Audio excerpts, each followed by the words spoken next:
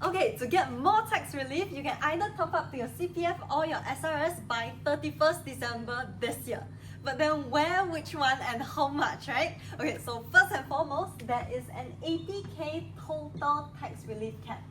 CPF and SRS top-ups included, maximum 80k. For CPF contribution cap, you and your employer both contribute to CPF, right? So if you're 55 and below, you contribute 20, they contribute 17%.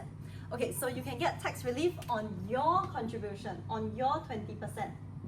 Maximum, if you have hit the salary cap, then you get 20400 tax relief maximum. Then for self-employed, you get up to 37740, inclusive of your compulsory MediSave contributions. So either this or this. Okay, and then if you top up more voluntarily to your own account, you get an additional 8k. If you top up to your family, your loved one's account, you get an additional 8k again.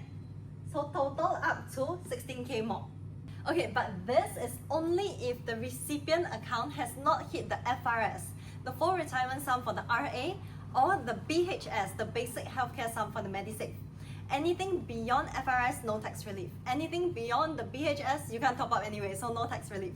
Okay, and another thing is, for this one, top up to your loved ones, you can only top up upwards to your parents, grandparents, parents-in-law, grandparents-in-law, or you can top up sideways to your siblings and your spouse, provided that they earn less than 8k annual income in the previous year.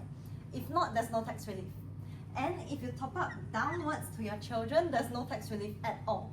Okay, then next one, for SRS, what is the top-up limit? If you voluntarily top up as a Singaporean or PR, it's up to 15,300. If for foreigners, it is 35,700. Okay, so then for both of this, after you top up, locked up until when? When can you withdraw? So for the CPF, at age 55, you get to withdraw. So age 55, you get to withdraw everything above the full retirement sum. Top-ups are not withdrawable, but then they will always count the top-up first. So typically, it's not so much of a worry. Okay, and then if you have not hit the full retirement sum, you can withdraw up to 5k. Okay, and then from age 65, they will slowly give it to you through CPF Life. So that's for CPF. Okay, then for SRS, refer to the statutory retirement age on the year that you opened up your SRS account. For instance, 63. So we use 63 as a reference, example 63. After 63, you can withdraw up to 40k and don't pay tax at all. If you withdraw more than 40k, you can of course, but then half of it, or 50%, will be taxed. And another thing is, the moment you start withdrawing, you have 10 years to do it. 10 years to withdraw everything. Before anything remaining, they will just give it back to you and tax it 50%. Then before 63, meaning before you are actually allowed to withdraw, everything will be taxed if you try to withdraw.